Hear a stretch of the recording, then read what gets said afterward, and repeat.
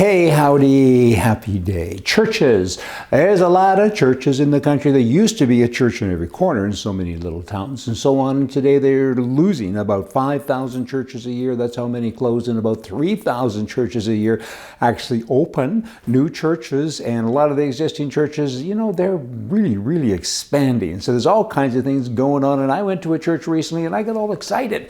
So because the management was good, the sermon was good, and there was lots of energy and lots of fun. And I thought, hey, that's better than when I was a kid. It was the Frozen Chosen, and now we got energy. And again, that's a great thing. And so because I got excited, I came back to my little pioneer town and I started construction on a church. Hey, the bell is up and the doors are hung and the siding's actually going to go on later today, and it'll be kind of cool. It's 8 feet wide by 12 feet long.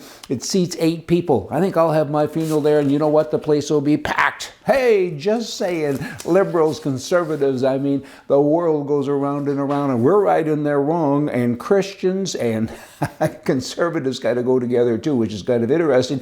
But anyway, enough of churches. Let's kind of get over to the good, happy stuff. Conservatives, they say, the conservative lawmakers say, community safety depends on access to firearms. Good guys need to have guns, while the liberals call for greater restrictions on guns for the safety of the people. So figure that out, right? Let's defund the police and let's make sure nobody has a gun. And I got to tell you, the bad people are coming into our churches, our schools, our malls, our concerts, and they kill people. That's what they do, and they get guns anyway, and laws don't impact them in any way. Bad people today actually make guns. They manufacture guns.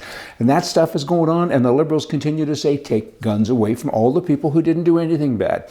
I say that all teachers, I know this sounds horrible, I get it, but you got to do what you got to do. And all teachers, it should be a requirement for you to teach that you have gun training and you carry a gun. Woman, teacher, you need a gun on your person. Everybody needs a gun on their people, on their person. The police are doing a great job.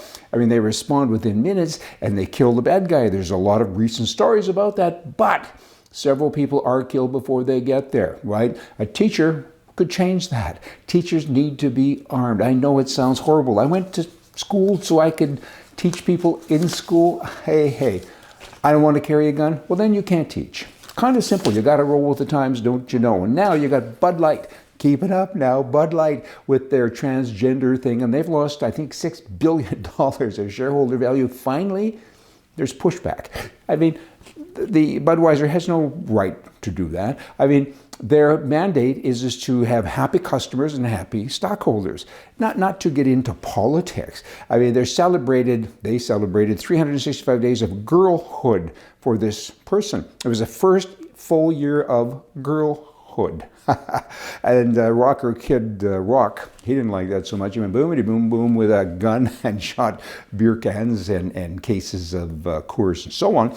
But womanhood, really good bloody grief. There should be a law that says women have to have periods.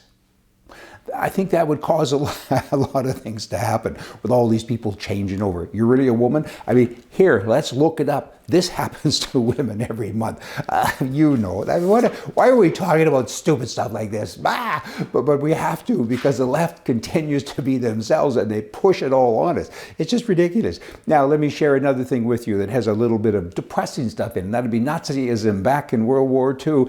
There was a bunch of crazy people. Hitler seemed to attract them, and they all went out and did crazy things.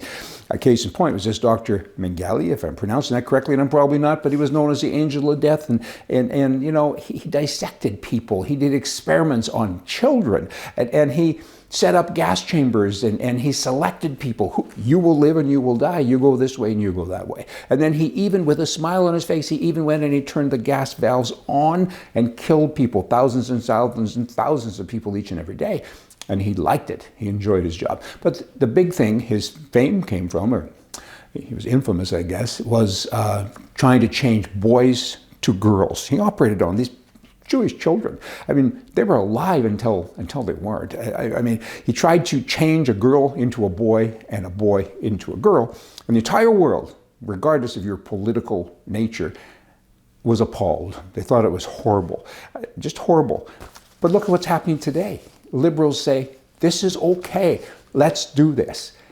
the Nazis did it and they didn't like it, and all of a sudden they're doing it. I mean, think on that and see what you come up with. Kind of spooky stuff. Hey, Trump, let's talk about him a little bit because there's more humor to kind of end the rant here today, don't you know? And he now is selling coffee cups with his picture with a mugshot with his number here, and it says, not guilty. And they're selling like crazy. In fact, t-shirts and everything else with this mugshot. This guy, what a marketer. He does an incredible job. Makes me laugh, and hey, you all come back.